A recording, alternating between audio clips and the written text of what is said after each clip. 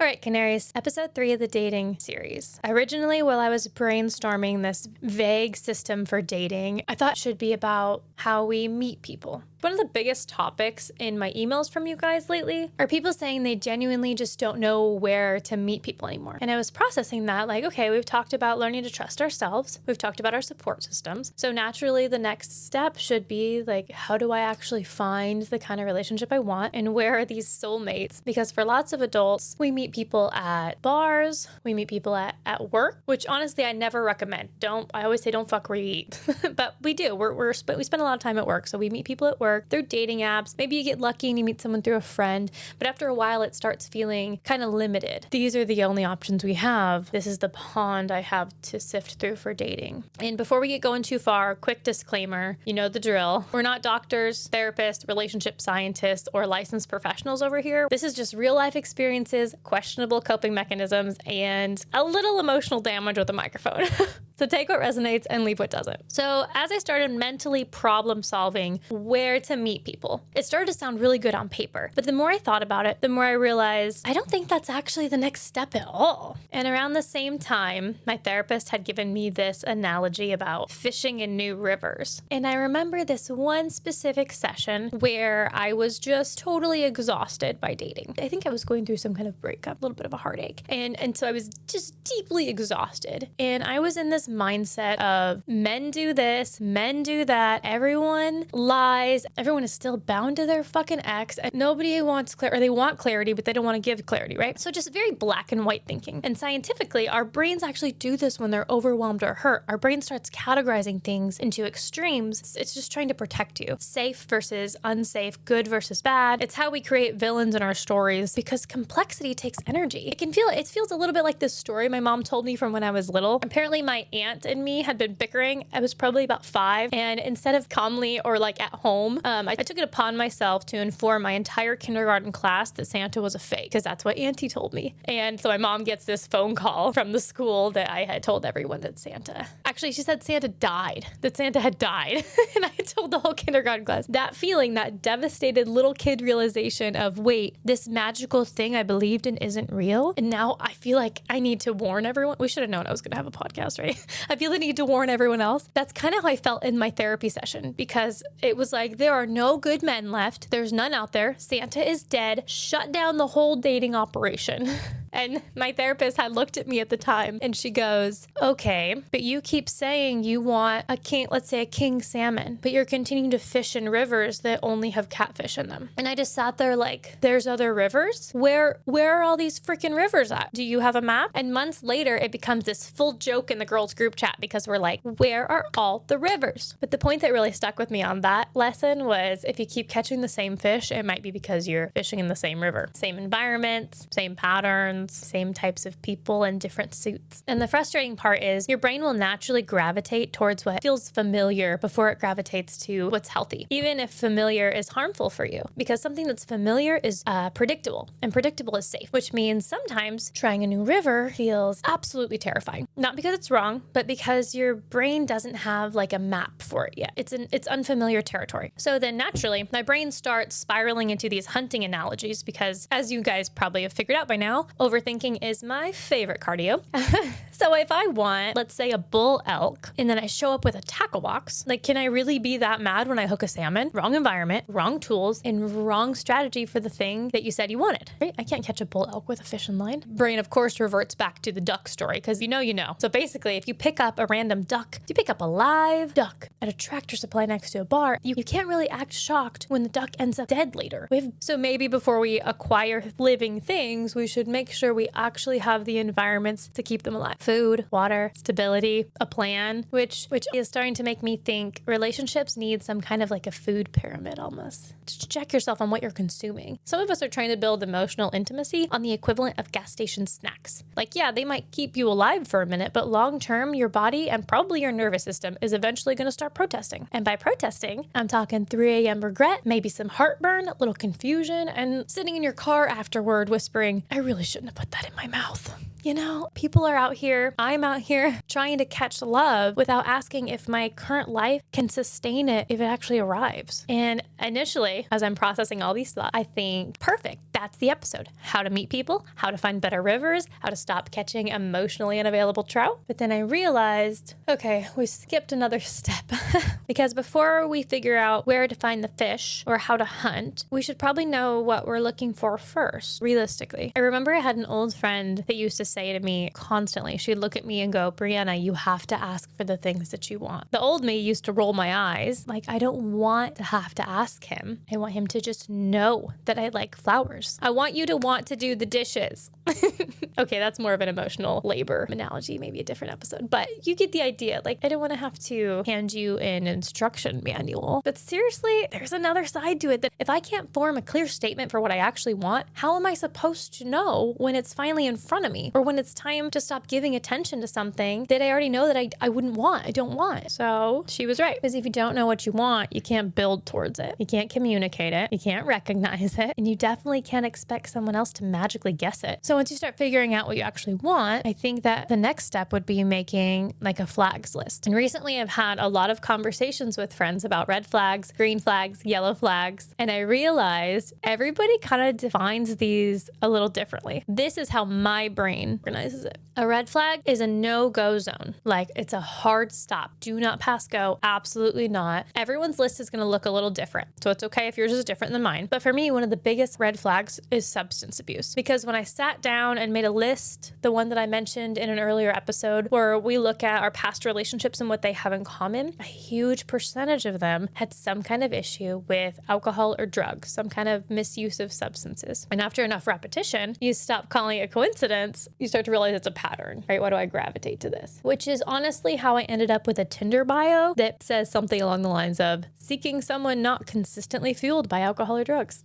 which on one hand feels kind of emotionally evolved, right? And the other hand, it's like, wow, that had to become a line item. That wasn't an obvious thing. Girl's probably seen some shit. But that's what I mean. Red flags are things where you already know, if I continue walking down this road, I know where it goes and I don't want to go there anymore. And the important part is, if it is a red flag, you need a plan for how you leave when you see it, not just how to identify it, because some of us are amazing at spotting red flags and absolutely terrible at walking away from them. Especially for women, a lot of us were conditioned to feel uncomfortable saying no. We don't want to hurt feelings. We don't want to be mean. We don't want to reject people harshly. Rejection does suck for everyone. We should treat each other like human beings when we're doing it, assuming our no is accepted gracefully, right? Our boundaries respected. But there's a difference between being cruel and being honest. Sometimes all you need to say is, hey, I now know enough to know that this probably isn't for me romantically. And that's it. We could probably do a whole episode on the big no later, because I think a lot of people struggle with that. And then if we move into yellow flags, are things that make me pause and pay attention. Something to make a note of. Not like immediate danger, but not safety either. Just, okay, I'm taking note of this and I'm going to watch. And I kind of think yellow flags, it's like, if you imagine it like a construction zone, this area could be safe, but I probably need some kind of protective gear, awareness, boundaries, or maybe a flashlight.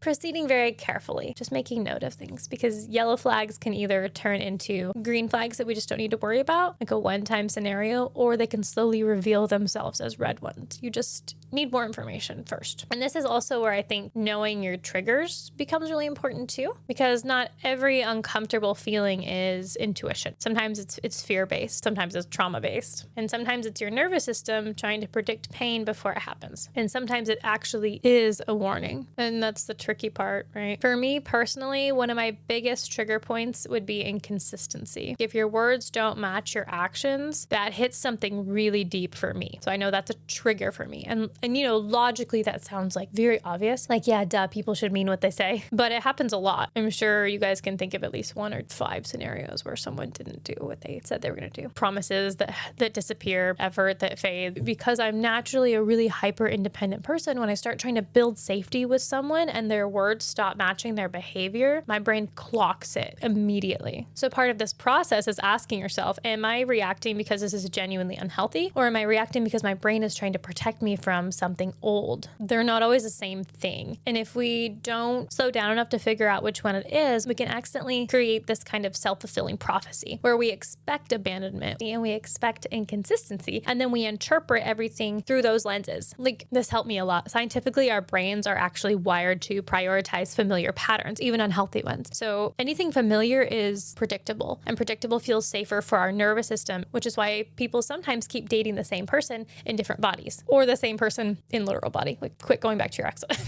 Your brain goes, oh, I recognize this dynamic, even when the dynamic itself is hurting you, which is also why green flags can feel really weird at first, because green flags are environments where your nervous system can like really relax. You can be honest, you can be yourself, emotionally safe. You feel consistency, you feel effort. My cat has PTSD from when she was really little, and she does this thing where she'll get really, really comfortable, start to purr, and then her eyes will dart open and she'll attack. And it's like, oh no, honey, what happened? Like, but it was because her nervous system started to feel really safe and really comfortable. And when she was a baby, like a little baby, I had an ex that would take her, and when she would get really comfortable and like sleepy-eyed, he would go and like shake her belly. And so that thing that happened when she was really little, it affects her now as an adult. And so now when she gets too comfortable and too relaxed, something in her brain goes, I remember that time, and she'll attack you. And it's from that PTSD moment from when she was a kid. Your brain is kind of wired to remember moments like that and to respond to things to protect you in the future. Even now, it's been over 10 years of me and her cuddling and me teaching her that it's safe, and she still has those flashback moments where she reacts in a space that doesn't need that kind of reaction. Like, your brain kind of goes, I recognize this dynamic. I remember that one time. And all of this, it reminds me of something that me and my son talk about. I always tell him, when you walk through the threshold of our front door, your chest should kind of go like, there should be like a feeling of relief. Like, your body should feel the difference when you walk through the threshold of our door to our home. And it's not perfection. It's not that we have zero conflict. We're not some Pinterest family fantasy, right? It's just like this sense of relief and safety. Like, your nervous system should feel like it's unclenching a little bit when you walk through the door. And I've told him before, if you ever get to a point where you walk into this house or this apartment and you feel tension instead of relief, come talk to me, because there's enough chaos in the outside world already. This home should feel safe for our nervous systems to come into. And it's been a really strong rule that me and my son have carried. And I think that's part of what we're looking for in healthy relationships too. Not perfection, not never disagreeing, not even never hurting each other, right? All that stuff will happen. Just when I step into your space, your emotional environment, do I feel safer, or do I feel more at war with myself? Because your nervous system is consistently collecting information around you, right? That's what your senses are for. Our brain's always trying to write a story for the things that our body's noticing. So consistency and tone changes and uncertainty, or calmness and safety, or tension. It's all data. Like, I know there's popular terms like vibes or energy, and there's a reality for it. We catch cues from people around us. Like if you've ever been driving and you can just feel it when someone's eyes are on you, and you look over and it's the car next to you making eye contact, like, your senses are like that canary in a coal mine, constantly being affected by their surroundings. And the closest thing I can think of, because there's a whole bunch of physics laws that support it, but the closest things I can think of to compare it to would be like I can't remember how to say it, but it's a physics law, and it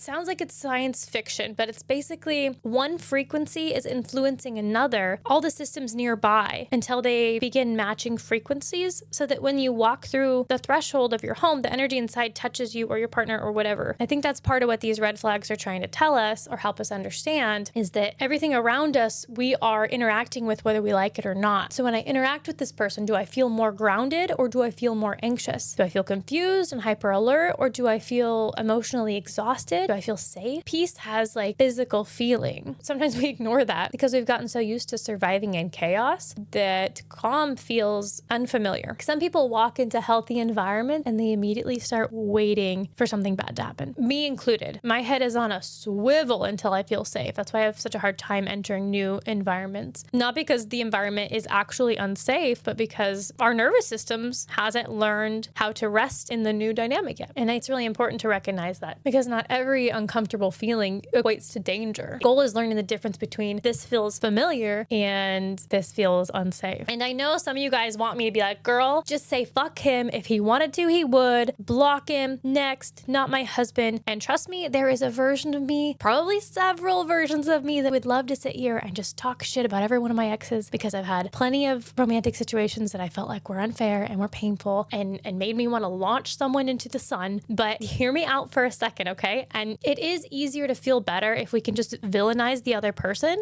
if we can just villainize someone and we can create that severance. They do it in war all the time, right? We dehumanize each other. It's easier to build hatred, but it's not actual healing when you do that. It's like a fake border, because I know relationships are so much more complicated than the internet sometimes lets them be. And there's this concept called object constancy. Am I saying that right? Constancy? And honestly, it explains a lot about why relationships, conflict, attachment, self-protection can feel so emotionally confusing sometimes. Because at its core, it's really about the ability to hold two truths about one person. I get really excited about this, right? It's the ability to say, this person hurt me, and they still may have genuinely loved me too, or love me currently, because those two things can coexist. And I think online we flatten people into good or bad, or safe or unsafe, stay or leave, cut them off, tolerate everything. But real human relationships are usually so much more complicated than that. There are people I absolutely love and care about so much that have hurt me plenty of times. Not always because they were malicious though. Not always because they wanted to damage me. Sometimes because they were overwhelmed, or because they were immature at the time, or because they were operating out of their own wounds. And that doesn't mean that I have to tolerate the behavior, right? I don't have to tolerate, I'm not saying that I have to tolerate behavior that harms me, but I think it's an important distinction, recognizing that someone's humanity does not require abandoning your own safety, because sometimes love is present and compatibility still isn't. Sometimes care is real and access still needs boundaries. Sometimes somebody can love you very deeply and still not have the emotional tools to love you well. I experienced this once in a relationship, and it taught me a lot about conflict and object constancy. Why is that word so hard for me to say?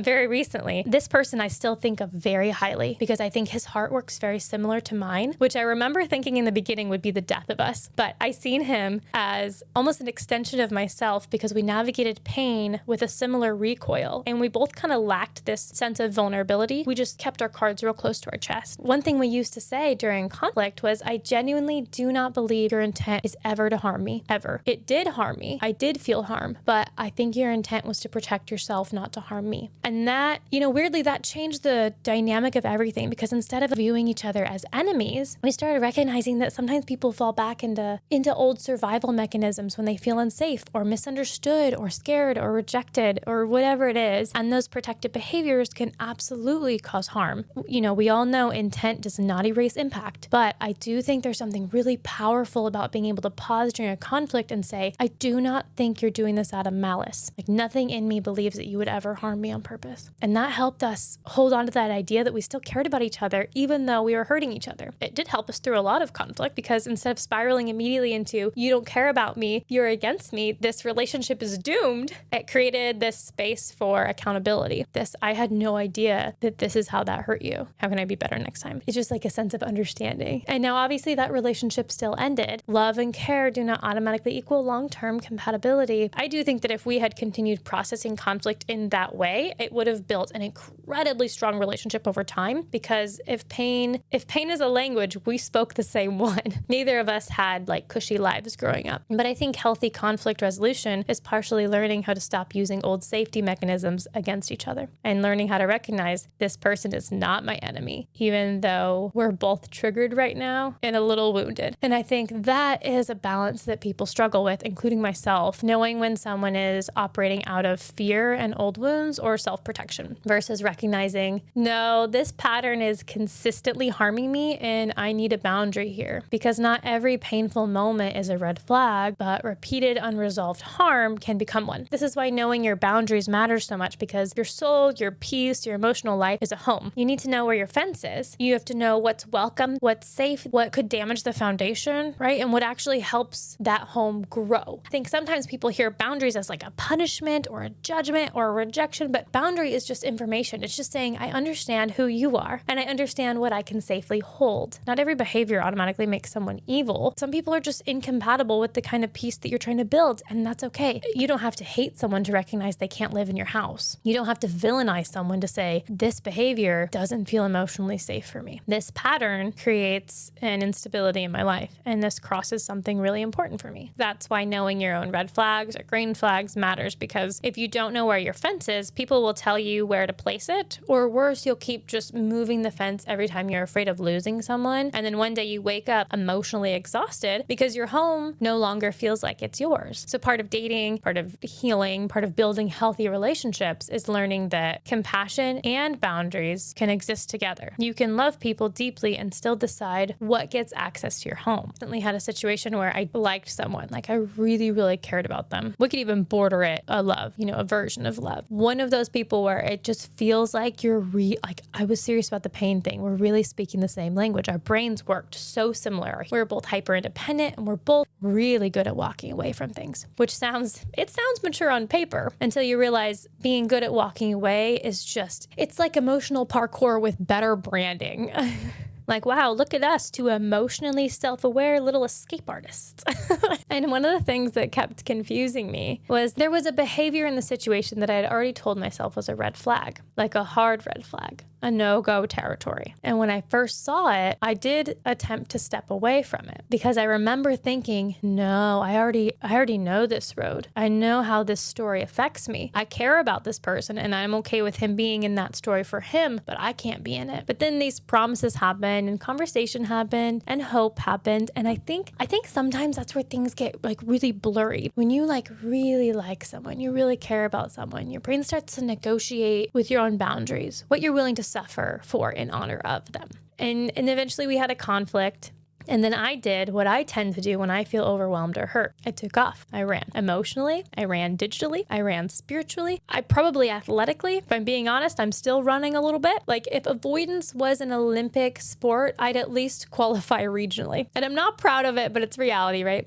And then how they responded to conflict was by falling back into the exact same behavior that had scared me in the first place. And afterward, I remember having this weird realization, like we both ran back to our coping mechanisms. Mine was disappearing, isolating, and theirs was numbing. And suddenly this stopped feeling like who's the villain here and started feeling more like, oh, we're two people bumping into our unresolved stuff. I think that's part of why I started approaching dating differently now, because I started to realize that chemistry alone doesn't equate to compatibility. Right? Sometimes it's just two nervous systems that like recognize each other. That can become beautiful or incredibly dangerous and destructive, depending on whether both people are willing to actually grow together. I always like this line from Chris Rock that you should look it up. He says, 2 people can move a couch real easy, but if only one's doing it, it gets real hard. And all this together, I still don't totally know. I don't know the answer, right? I'm figuring this stuff out in real time, but I do know that the experience forced me to look harder at my own patterns, not just other people's. Like, am I going to keep being scared of everything and running and expect to like have a healthy relationship? No.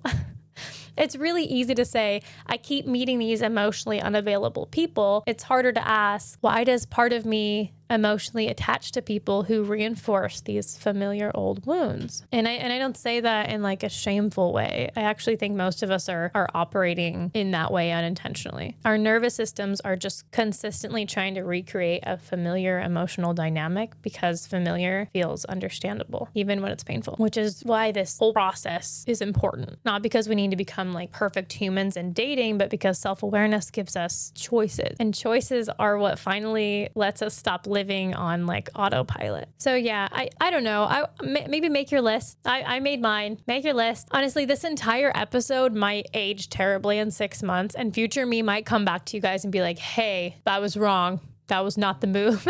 That's kind of the point. I'm not trying to sit here or pretend that I've solved dating or like I'm some tiny exhausted Cupid with a podcast microphone. I'm just trying to figure this out in real time with you guys, and which is why I love your emails so much. I love reading your stories and through your lenses and stuff. But I do know that making these lists so far has helped me notice my own patterns that I wasn't seeing before. And I think that that's really valuable. I realized recently that younger me approached dating like grocery shopping while you're hungry, just absolutely grabbing random things based on my emotional cravings and vibes. No plan, no list, no awareness, just showing up hungry. And then later acting shocked when I got home and I'm emotionally holding 6 cans of frosting and no actual food.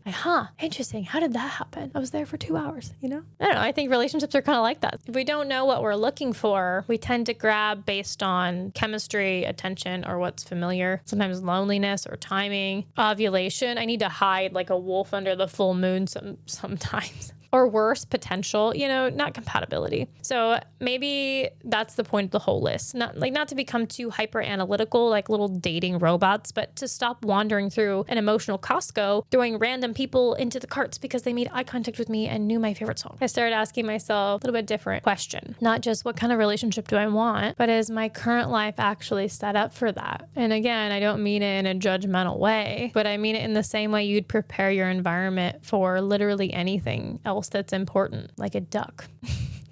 Or if someone handed me a golden retriever puppy tomorrow, emotionally, I'd be thrilled. How cute. I love puppies. But logistically, that dog would currently live off of fucking string cheese and chaos. I would need to reorganize my life a bit first before I adopted this puppy. And I think relationships are kind of like that too. Sometimes emotionally, we want something before we structurally have room for it. And for me personally, I do want a long-term relationship eventually. That's definitely the direction that I'm heading. But I'm also moving slower than I ever have, like suspiciously slow, to the point where I'm sure most of the people that have conversated with me assume that I'm uninterested, but really I'm just observing. I'm trying to build friendships first. I'm trying to really pay attention. I'm not trying to sprint directly into an attachment again, just because somebody looked at me under good lighting and maybe shared a childhood trauma. And maybe this approach works and maybe it doesn't. I genuinely don't know yet, but I do know that I'm trying to build something different than I used to. So I have to try something different. This applies to literally everyone differently. Some people genuinely want freedom and adventure right now, maybe some new experiences. Some people want commitment. Some people want companionship or marriage. Some people don't know what they want yet. And all of these answers are correct. Like, they're all okay. What matters in it is the clarity, because confusion is what hurts people. And maybe the goal isn't becoming perfect. Like, we don't have to be perfect before love. Maybe it's just becoming honest enough to know this is where I'm at. This is what I can offer. And this is what I'm building towards. Because relationships aren't just attraction. They're ecosystems.